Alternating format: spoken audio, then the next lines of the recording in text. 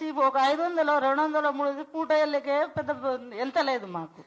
ఈ దానికి 3 కోట్లు 4 కోట్లు పిల్లలు లంచం ఇచ్చారు అది ఇచ్చారని అనే వరకు కరెక్ట్ కాదా? అది చాలా అన్యాయం చేసినారు. మా పిల్లలు 4 నెలల బాబుకు విడిచిపెట్టి కోచింగ్ పంపించినాము, సెంటర్కి ట్యూషన్ పంపించాము, అన్నీ పని చేసి పంపించినాం సార్. మేము పని చేసి పంపించినా కూడా 7 పిల్లల తర్వాత ఒక్క అమ్మాయి సాధిస్తే మా భవిష్యత్తు నిలబడుతుందేమో అని అంతవరకు అనుకుంటే ఇప్పుడు కరెక్ట్ కాదు అది. ఎందుకంటే చాలా అన్యాయం జరిగింది. ఇప్పుడు ఉన్న ప్రభుత్వంకి మాకు చాలా అన్యాయం జరిగింది. ఇది న్యాయం కావాలి మాకు. మాకు ఏదైనా పిల్లల భవిష్యత్తు పాడు చేయవద్దు. ఇప్పుడు మూడోసారి ఎట్లా అయింది, ఇప్పుడు 4వసారి ఎట్లా అయింది అని అనుకుంటా పోతే ఎట్లా సార్? వాళ్ళ భవిష్యత్తే పోతుంది. ఇప్పుడుకే సగం ఏజీ అయిపోయింది వాళ్ళది. మరి ఇప్పుడు ఎట్లా సార్? మాకు న్యాయం ఎవరు చేస్తారు? ఇప్పుడు ఉన్న ప్రభుత్వం చేయకపోతే ఇంకా ఎప్పుడు జరుగుతుంది మాకు? ఇప్పుడు ఒక్కటే కోరుకున్నాం సార్ మేము, మాకు న్యాయం కావాలి. మీరు ఏమన్నా అనుకోండి, మాకు పిల్లలు చదువుకున్నారు, భవిష్యత్తుకి నిలబడ్డారు, మాకు న్యాయం కావాలి సార్. అంతే. మీరు ఇప్పుడు ఉన్న ప్రభుత్వం నమస్కారం అందరికీ కోరుకుంటున్నా సార్. నా పేరు సీత సార్. మాది కోదాడు పక్కన వాయలసింగరం అనే పల్లెటూరు. మా పిల్లల్ని చిన్నప్పటి నుంచి గవర్నమెంట్ స్కూల్లో చదివించిన సార్. మా దగ్గర అసలు 3 కోట్లు ఎక్కడి నుంచి వస్తాయి సార్ ఇవ్వడానికి? 3 కోట్లు ఉంటే మేము ఏదో బిజినెస్ చేసుకునే బతుకుదు. కూలి నాలిగి పోయి మా పిల్లల్ని చదివించుకున్నాం సార్. మా భవిష్యత్తు ఇట్లా అయిపోయింది, కూలి బతుకు అయిపోయింది. దయచేసి మీడియా మిత్రులకు చెప్తున్నా, మా పెద్దలు ఎవరు తెలవదు సార్. అసలు ఏ రికమెండేషన్ లేకుండానే చదువుకున్నారు సార్ మా పిల్లలు. 10th లో ఫస్ట్ క్లాస్ వచ్చింది సార్ నా కూతురు. నా బిడ్డ భవిష్యత్తు మంచిగా ఉంటుందని మేము ఎంతో సంతోషంగా ఉన్నాం సార్. ఇప్పటి వరకు మా పిల్లల్ని అన్యాయం చేయకండి సార్ దయచేసి. ఇంతకంటే ఎక్కువ నేను మాట్లాడలేము సార్. ఉంటా సార్. అందరికీ నమస్కారం. ఇక్కడ ఇప్పుడు వీళ్ళందరి బాధ విన్నారు మీడియా వాళ్ళు కూడా. ఏంటంటే పిల్లలు చాలా కష్టపడి రాత్రింబగళ్ళు కష్టపడి వాళ్ళు చదువుకున్నారు, వాళ్ళు ర్యాంకులు తెచ్చుకున్నారు. ఆ ర్యాంకుల్ని రాజకీయం చేయొద్దండి, దయచేసి రాజకీయం చేయొద్దు. ఎందుకంటే రెక్కాడితే కానీ డొక్కాడని వాళ్ళు ఉన్నారు ఇక్కడంతా. 3 కోట్లు సంపాదించాలంటే ఎన్ని రోజులు పడుతుందో వాళ్ళకి మీరు ఆలోచించండి ఒక్కసారి. అంతేగాని 3 కోట్లు ఇచ్చారు 3 కోట్లు ఇచ్చారంటే 3 కోట్లు ఇచ్చుకునే స్తోమతే ఉంటే పిల్లల్ని చదివించడం ఎందుకండి? ఇంకా వాళ్ళు పక్కన వాళ్ళు వీళ్ళు అందరూ కూడా అంటున్నారు, మీ అబ్బాయికి ర్యాంక్ వచ్చింది, నువ్వు ఇంకా గెలిచావు అని. ఆ మాట వినే లోపలే ఇవన్నీ జరుగుతున్నాయి. కాబట్టి ఎవరు కూడా ఈ పిల్లల జీవితాన్ని రాజకీయం చేయొద్దండి.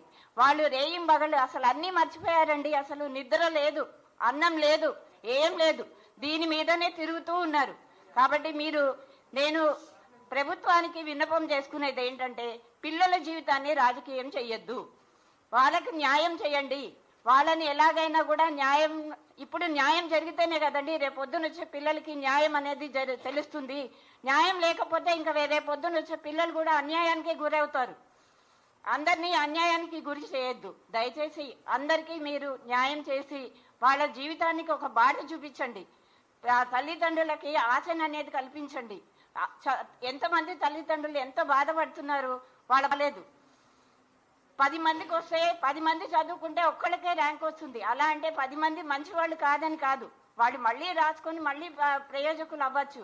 అంతేగాని వచ్చిన వాళ్ళ మీద రాళ్ళు వేయకండి, వాళ్ళకి న్యాయం చేకూర్చండి. దయచేసి ప్రభుత్వాన్ని కోరేది ఏంటంటే పిల్లల జీవితాన్ని రాజకీయం చేయొద్దు, అంతే.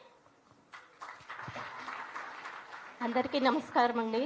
మా బాబు బీటెక్ కంప్లీట్ అయినప్పటి నుంచి వాడు ఏంటంటే యూపీఎస్సీకి ప్రిపేర్ అయ్యాడు. కొన్ని సంఘటన వల్ల ఎగ్జామ్ రాయలేకపోయాడు. తర్వాత గ్రూప్ 1 నోటిఫికేషన్ పడ్డప్పుడు మేము గ్రూప్ 1 ఫస్ట్ అపియర్ అని చెప్పినప్పుడు వాడు యూపీఎస్సీకే ప్రిపేర్ అవుతాను మమ్మీ అని చెప్పాడు. కానీ బట్ స్టిల్ మేమేంటంటే ఫస్ట్ ఇది రాస్తే బాగుంటుండు అని అనుకున్నాము. సో రాశాడు, కష్టపడి రిజల్ట్ సాధించాడు. ఈ కష్టాన్ని వట్టిగానే రాలేదండి ఈ ఫలితము. వాడు రాత్రింపగలు రోజుకు 4 గోడల మధ్యలో కూర్చొని ఎంతో కష్టపడి ర్యాంక్ సాధించాడు. ఈ జర్నీలో వాళ్ళ నాన్నని కూడా అతను కోల్పోయాడు. అయినా కూడా ఎప్పటికీ వెనుకంజ వేయలేడు. నేను నాన్నకలను ఎలాగైనా తీరుస్తాను మమ్మీ అని చెప్పి కష్టపడి ర్యాంక్ సాధించాడు. అండ్ అప్పుడు మేము చాలా హ్యాపీగా ఫీల్ అయ్యాము. వాడేంటంటే అన్ని మెడికల్ ఎగ్జామినేషన్ చేశారు, సర్టిఫికేట్ వెరిఫికేషన్ చేశారు. ఆ మేడం అన్నట్టు నోటికొచ్చిన ముద్దని తన్నేసినట్టు చేశారు. ఇది ఎంతవరకు న్యాయం? దీనికి కారకులు ఎవరు? ఎవరిని ప్రశ్నించాలి మేము అసలు? రైట్, కష్టపడి సంపాదించిన ర్యాంక్ హోల్డర్స్ దా తప్పు, లేదంటే ఈ సమాజాన్ని నమ్ముకున్న మాదా, లేక ఎవరు బాధ్యులు దీనికి ర్యాంకు రాని పిల్లల్ని అడ్డంగా పెట్టుకొని ఎందరో రాజకీయ నేతలు ర్యాంక్ వచ్చిన పిల్లల్ని తొక్కేయాలని చూస్తున్నారు. ఒక అన్ఫార్చునేట్ థింగ్ ఏంటంటే, ఒక వెల్ ఎడ్యుకేటెడ్ పొలిటీషియన్ కూడా ఒక ఇలిటరేట్ లాగా బిహేవ్ చేయడం చాలా బాధాకరంగా ఉంది. వాళ్ళకు పిల్లలు ఉన్నారు, వాళ్ళకు తెలుసు పిల్లల వాల్యూ ఏంటి అనేది. ఒక్కసారి గమనించండి, ఇలా చేస్తే సమాజం మీద నమ్మకం పోతుంది. ఎంతమంది అందరూ ర్యాంక్ హోల్డర్సే, అందరూ కష్టపడ్డారు కాదనట్లేదు, కానీ అక్కడ ఉన్నాయి కేవలం 563 పోస్టులు మాత్రమే. ఓన్లీ 563 మెంబర్స్కి మాత్రమే ఇవ్వగలుగుతారు. అది మనం గమనించాలి. అండ్ వన్ మోర్ థింగ్ ఏంటంటే, ఇది మా కుటుంబ సమస్య కాదండి, ఇది మన అందరి సమస్య. ఒకసారి ఆలోచించండి, ఇలాగే మనం ప్రయత్నిస్తే ఏమవుతుంది? వాడు ఎప్పుడు కూడా ఏంటంటే ఏ లగ్జరీ లైఫ్ కోరుకోలేడు, ఏది కూడా కోరుకోలేడు. జస్ట్ ఏంటంటే బుక్స్ మధ్యలోనే ఉన్నాడు, ఎన్నో త్యాగాలు చేశాడు. అన్నీ చేసినా కూడా ఈ రోజు ఒక నిర్దోషిలాగా, ఏదో తప్పు చేసిన వాళ్ళలాగా నిలబడడం ఎంత మట్టుకు కరెక్ట్? దీనికి ఎవరు జవాబు చేస్తారు? రైట్, 3 కోట్లు అంటున్నారు, చీటింగ్ అంటున్నారు. దాన్ని ప్రూవ్ చేయండి ఫస్ట్. మేము ప్రూవ్ చేస్తాము వాళ్ళు కష్టపడ్డారు, ర్యాంక్ సాధించారని. వాళ్ళు రాసిన మెటీరియల్ మా దగ్గర ఉంది, వాళ్ళు ప్రిపేర్ చేసిన ప్రతి మెటీరియల్ ఉంది. రైట్, మీరు ఒకరిని ప్రశ్నించే ముందు మీరు ఎంత మట్టుకు కరెక్ట్ అనేది మీరు చూసుకోండి ప్లీజ్.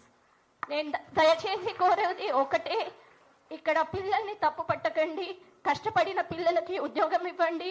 దానివల్ల ఏంటంటే మళ్ళీ కొత్త నోటిఫికేషన్స్ వస్తాయి, సో వాళ్ళకు మళ్ళీ ర్యాంక్ వస్తుంది.